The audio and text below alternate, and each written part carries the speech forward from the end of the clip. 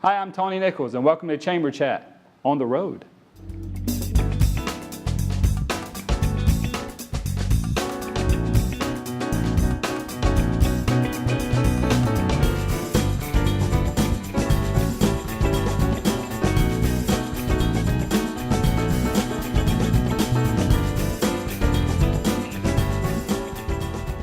Hi, welcome to Chamber Chat, a program put together by the Salisbury Area Chamber of Commerce to keep you informed on what's going on in your chamber and in your community.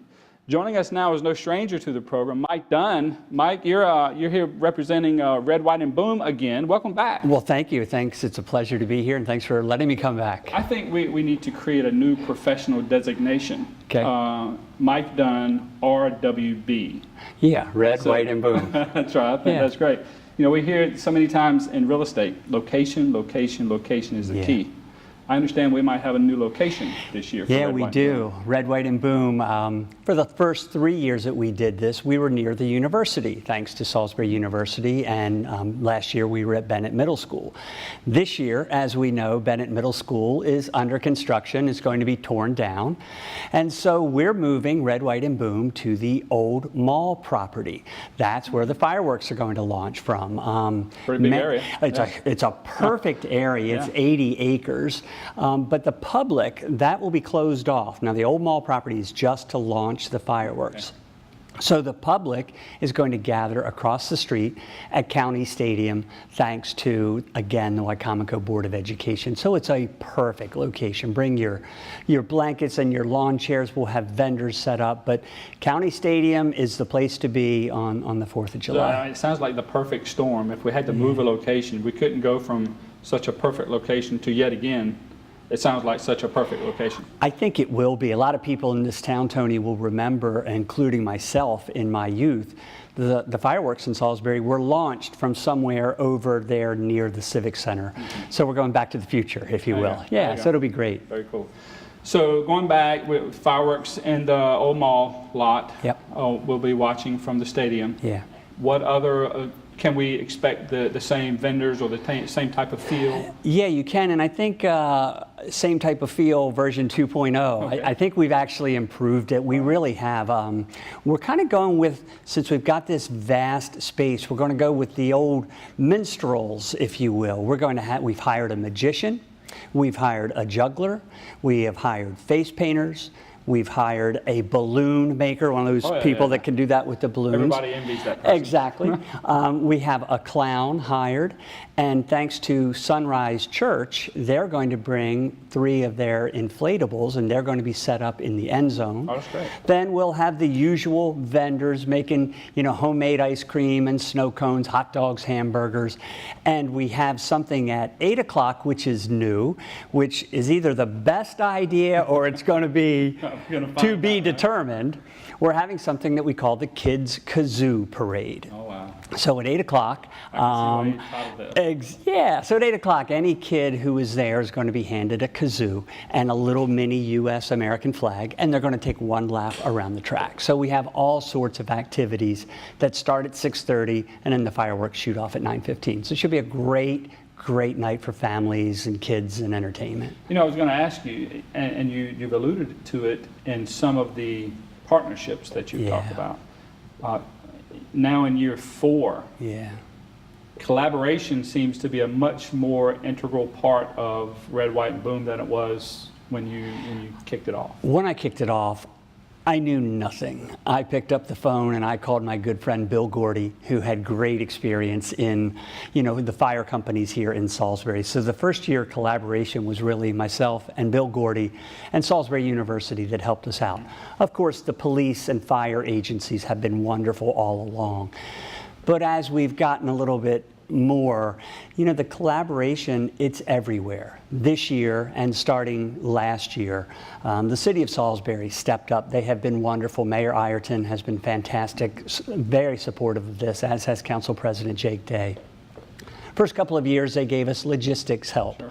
Last year they wrote us a check for $9,000, and they helped give us the down payment for the fireworks.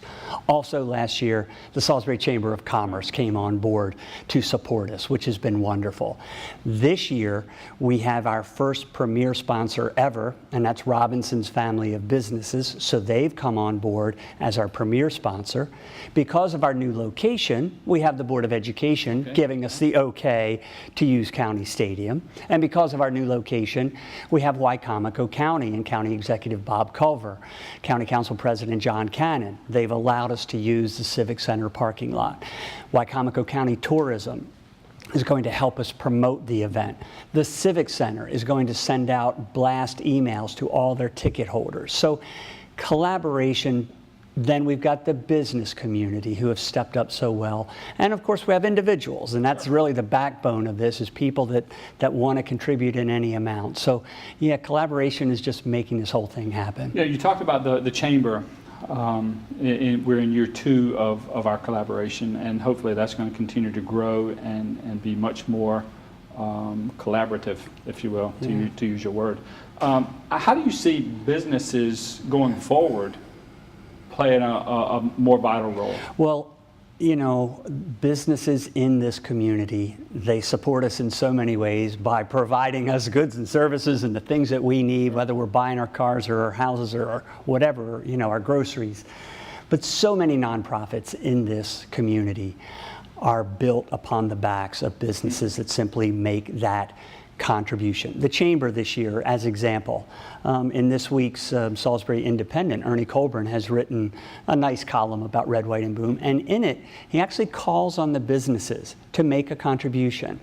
He and Sophia Smecker at the Chamber, they gave me a list of some Chamber businesses to go and call on. So I've been going, you know, getting in the car and door to door.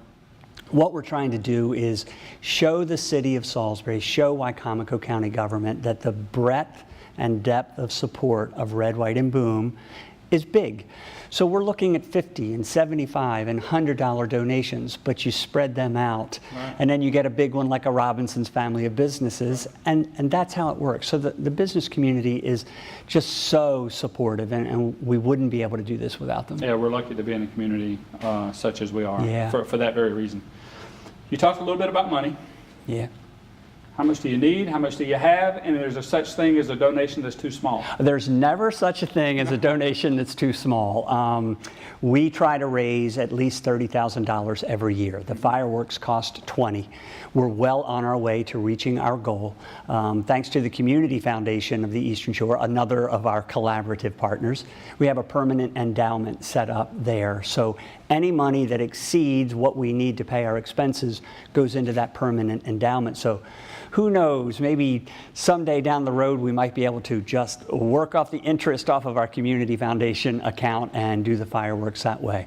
But to your point, no, there's no donation is too small, and sometimes the smallest ones mean the most, just because you know that that's somebody that, you know, they can only afford that $10 or that $20, and to think that they give it to Red, White, and Boom is just extraordinary, and we're thrilled. So as we wrap up this segment, can you recap for us why Red, White, and Boom is such a cool place to gather, and what's made it so successful for the past 3 years? Well, it's a cool place to gather because it's the 4th of July, and the last time I checked, we live in the United States of America. And I know that sounds trite, but for a period of 6 years, our community, Salisbury, did not have fireworks, and that was simply unacceptable. That's no longer the case. So why is it important? Because it's fun, it's 4th of July, it's fireworks, it's ice cream, it's snow cones, it's family, etc. So that's why. Red, White, and Boom just taps into a need, like so many of the good nonprofits and the good causes around here. We're just honored to be on that role, and it's a thrill to be able to do our small part to help bring fireworks and make the community just a little better place. Mike, you're the man. We appreciate thank you coming on Chamber Chat and getting the word out again. I appreciate it, Tony, very much. We're going to give you an opportunity now to take a look at the upcoming events with the Salisbury Area Chamber of Commerce.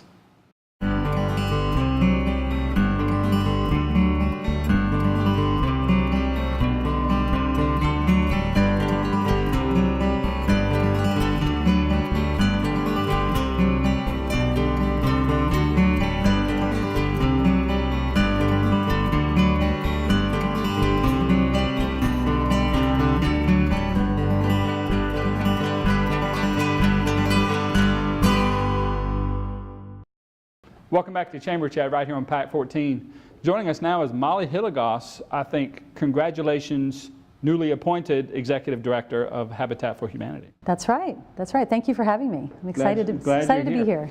Everyone thinks they know, and probably does to a certain degree, what Habitat for Humanity is. But could you give us maybe a 50,000-foot view of what maybe your local goals, missions, and aspirations are for Habitat? Sure. Well, Habitat for Humanity of Wicomico County, we are an affiliate of Habitat for Humanity International, so kind of like a franchise. Mm-hmm.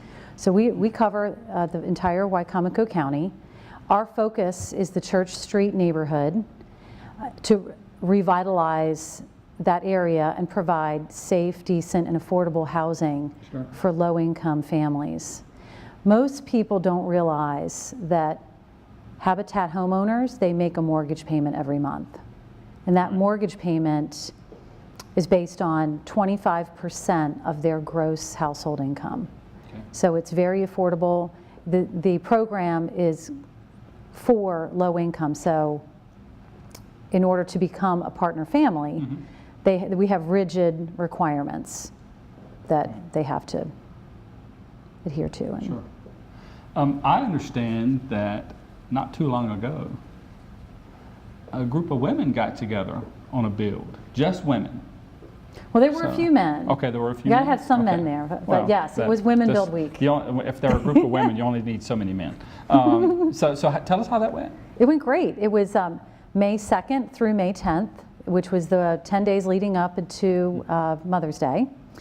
And every year, Lowe's partners with Habitat for Humanity International, so hundreds of, maybe even thousands of affiliates across the country celebrate Women Build Week. Mm-hmm. We had 108 volunteers during that week. They contributed over 688 volunteer hours. That's I know, unbelievable. Yeah. Actually, viewers can go to 200 Naylor Street and see where we're at right now. We started with a vacant lot, and we were able to get the subfloor on in 1 week. From a vacant breaking lot, breaking ground to the subfloor in 1 week. In 1 week. Wow, with 97 women and 3 men.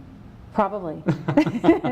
It was terrific. In fact, we had so many happy volunteers that we now have a pipeline of people want to come every Thursday, Friday, and Saturday, or picking a day, a 4-hour pocket of time to volunteer, which is terrific. The cool thing that with any organization, the cool thing is when you get that many people together that are truly there for the right reasons, it gives you so many different avenues back into the community in their respective circles of influence.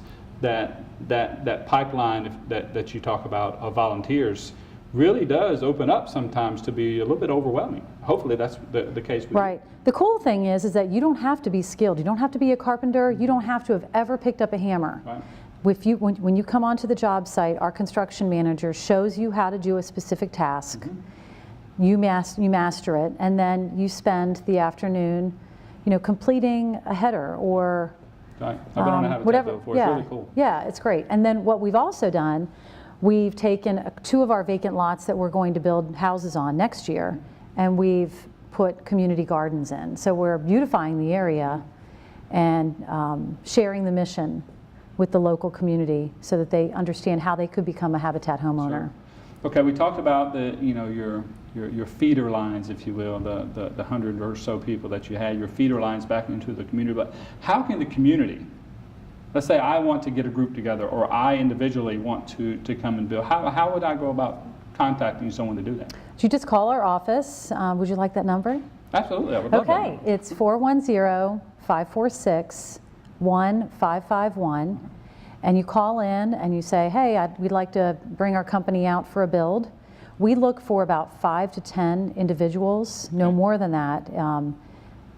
It would really be too congested. It would be too many people, yeah. We need to keep it to about 10 people a day on a build. And yeah, absolutely. We encourage companies. We have Bank of America's, they've donated $5,000 recently, and they're bringing a crew out for a day So we want to encourage businesses to make a donation and volunteer. Sure. Yeah, it's terrific. Now, I've read about becoming a family partner. Yes. What is a family partner? A partner families. Partner family, okay. The family applies to become a homeowner. Okay. They have to meet the income limits, so they have to be low to moderate income, Sure. fit depending on the number of Okay. people in their family. You can go to our website and see what those tiers are, depending on the number of people in the household. Mm-hmm.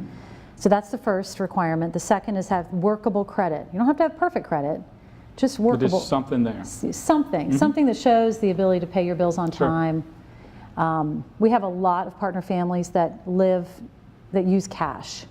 So they have to, if they don't have any credit, They're they have smart, to, by the way. right. If they don't have any credit history, they have to prove that they've paid their bills on time by showing like a history of making their utility payments or rent Right. payments, things like that. So something workable. They have to save $1,800 that goes towards their closing costs. Okay. And then they have to log in 300 sweat equity hours of building other people's homes as well as the house that's going to be theirs. Sure. So tell me, you've probably never been asked this question before. What is your most favorite part when you're on a build? What do you like to do the best? What's the most fun to you? Beating and banging nails or cutting boards or seeing the people? What's your most, what do you get out of it the most? I think when someone's finished with their day and they're signing out and they say, oh my gosh, this was the best day ever. And they're sweating, but they're happy, and they say they want to come back. And they had a great experience. And That's cool. that just like brings tears to my eyes. Sure. It's terrific. You know, out of all the things I thought you would have said, you know, beating and banging nails or frustration, getting frustration out, that's probably the best answer. That's cool. So what is the biggest misconception maybe that people have about Habitat? Well, locally, we've been getting a lot of phone calls people mistaking us for the property that was built out on the river. Okay. Because they also have Habitat in their name. So we are not in the business of renting apartments or Right. houses. We're in the business of building homes. And we're not doing a handout. This is a hand up. Sure. So the partner families make a mortgage payment every month.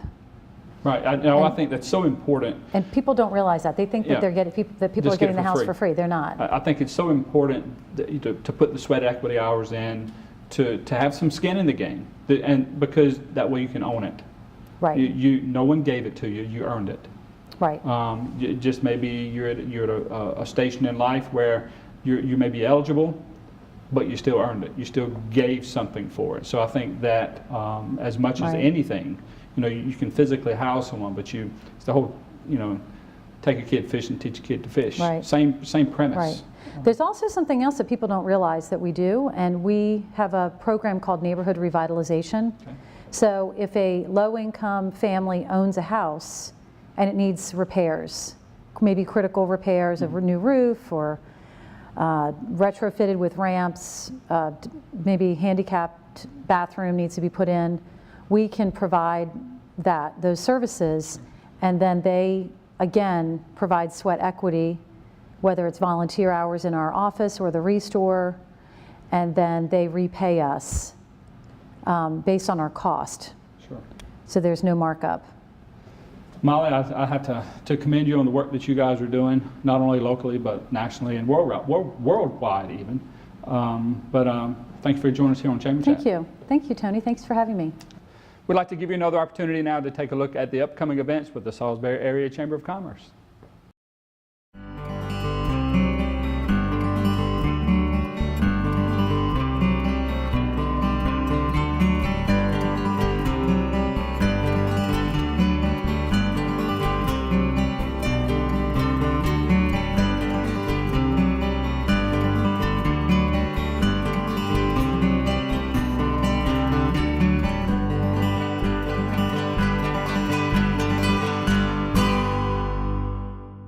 Welcome back to Chamber Chat, again right here on Pack 14. And we are, in fact, on the road, but we're on the road so we could come and talk with Connie Strott at AIG. Good morning. Welcome to Chamber Chat. Thank you. Glad to be here. You have a beautiful facility. I know, isn't it wonderful? It is absolutely gorgeous. Gorgeous. We were talking about how we altered the lights to make ourselves look better. So, Are you sure? Are you sure that they did that? I don't know if it's worked. We'll find out later. We'll find out. But you're here to talk about the Arts and Entertainment District. I am. Here in Salisbury. First, let's just start from the ground floor. What is the Arts and Entertainment District? Well, actually, Maryland was one of the first states to have an arts and entertainment district, and then they actually have 22 of these districts across the state. And we were the first. And we were not the first. Okay. But we were one of the first. Okay, gotcha. And the purpose of this was to show that the arts can generate and be an economic generator for the community. Mm-hmm. And that's proven itself. Okay, so the purpose and significance of the Arts and Entertainment District would be just that? Yes, that's what we had determined, and we've done that on a local level as well. Mm-hmm. Back when we started Third Friday, we knew that the arts had proven itself in other areas to be an economic development tool, and it has done that. It's taken a few years, but we were there. Mm-hmm. It has done that. So you just mentioned Third Friday. What areas would fall, or events, or what things would you think about when you think about the Arts and Entertainment District that people might not even realize it's associated with it? Well, the Arts and Entertainment in Salisbury, we've had several events that come under the umbrella mm-hmm. of the Arts and Entertainment District. Mm-hmm. The first would be Arts on the Plaza. Okay. Third Friday, the New Year's Eve ball drop, mm-hmm. Park and Flee, several of the public art projects, as well as their most recent one is for Saturday. Mm-hmm. Yeah, I think just in that short list there, mm-hmm. there are thousands of people that found out that an event or a happening that they go to, that they enjoy, is actually tied to the Arts and Entertainment District. Yes, and also I think I left out one that was Riverside Arts and Crafts Market. Mm-hmm. That's also one of them. The arts, Arts on the Plaza, those would be easy to equate. But when you think about the Park and Flee, no one would think that would be the typical person. I would say would be part of it. Wouldn't think that would mm-hmm. be part. But that's all part of that being relevant and becoming that economic generator. Yes. Tying the art world to the economic generation downtown or whatever city. And that's what we had tried to do. The district here actually starts at Route 13 okay. and East Main Street. It goes up the plaza. Pardon my hand signals. I'm going. Sorry, I'm going with it. I would be mute if you cut my hands off. So we're fine. So it goes up the plaza and includes Chesapeake East as well as Brew River. And then it borders on the south down the Riverwalk, mm-hmm. and then to the north it includes Broad Street and the Chipmunk Cultural Center, and of course there's several churches in that area that have art performance. Well, I was going to say, so that's a pretty big footprint. It is. And so throughout that entire area, not just defined downtown or defined to a specific area, but throughout that entire area, there are arts-related events. Exactly. Mm-hmm. Yes. Very good. Recently, I read in the paper and saw on the news and saw in another paper and read it online. You guys just won an award here recently, didn't you? Yes, we did. Why don't you tell us what it was? Well, the Maryland State Arts Council gives an annual award, and we were the recipients of that award. Which was very, very gratifying. We've worked very diligently for the last 6 or 7 years, and to be recognized for our work, it's generally, there are 5 areas on which they judge, mm-hmm. And it's marketing, public art, economic development, special events, and the A&E research, outreach and education. Mm-hmm. and we were the recipients of that award.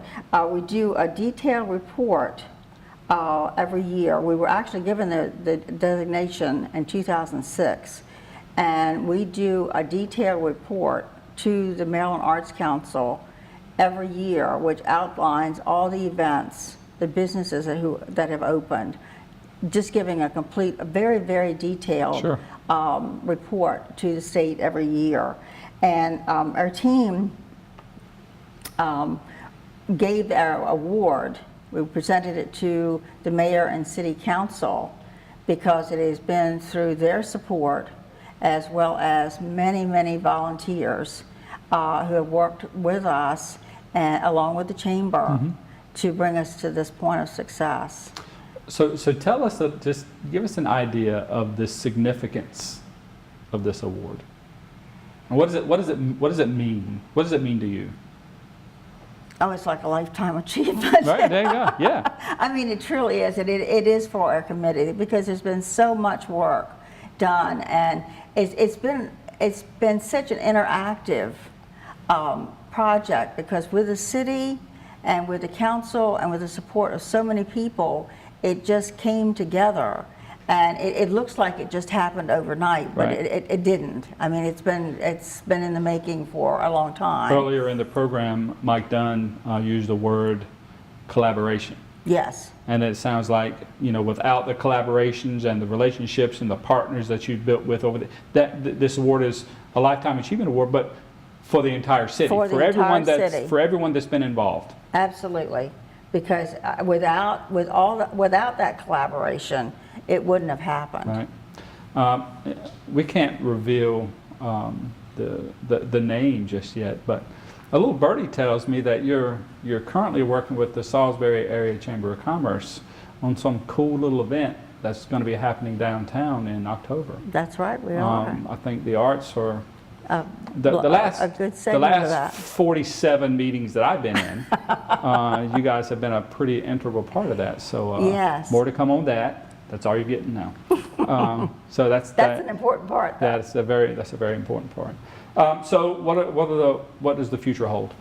Within the next few months, we hope to stage a special event. It's called Upstairs Downtown, and it will be showcasing the capital improvements that we've had downtown. Okay. I mean, as a result of Which are many. Which are many. Yeah. And we have now, as an example, I think it's about 98% of the condos and apartments are already utilized, Sure. as well as there's been, I think we have 7 or 8, 9 restaurants downtown. So it will be showcasing what we are now. And it will probably be in conjunction with a third Friday. We're not positive yet. But again, we're hoping to use this to entice, well, actually to show people what we have done downtown, Right. to let them know we have a downtown. Because a lot of and people what just we've see done. the third Friday, and Right. that's all they see. That's all they see. Which is in and of itself a pretty good undertaking. Yes, But but there's so much more. Yeah. There's just so much more. And kind of an interesting side note too, that that the arts entertainment districts in the state of Maryland actually have brought in, they employ 6,000 people Wow. and bring in, let me get my figure here, $198 million. Wow. And wages that are generated. And most people just don't have the idea of the significance Sure. of the impact of the arts Right. in an area. It brings a certain dynamic and a certain energy. Yeah, it really does. Just come down here on a third Friday or Right. first Saturday even. I ain't tried to park. Right, and try to find a part. Exactly right. Well, Connie, congratulations on the award. Thank you. So well deserved. Thank you so much for inviting us to your beautiful AIG building. And I also want to say one other thing too. Lee Whaley has been a significant partner in part. crime. Yes, she Yeah. is my partner. She was unable to be here this morning, and I miss her because we're like right arms. But she's done a tremendous amount of We'll work. tell her she didn't get out of it because we do this every month, and we'll get her next All month. right, fine. Connie, thanks for being here. You're welcome. Thank you for asking me. Well, that's all we have on this edition of Chamber Chat. Again, if you've missed any portion of this program or you'd like to view other programs in their entirety or bits and pieces of them, visit the Salisbury Area Chamber of Commerce website or PAC 14's YouTube channel. Again, that's all the time we have for this edition of Chamber Chat. My name's Tony Nichols, your host, encouraging you to make a difference.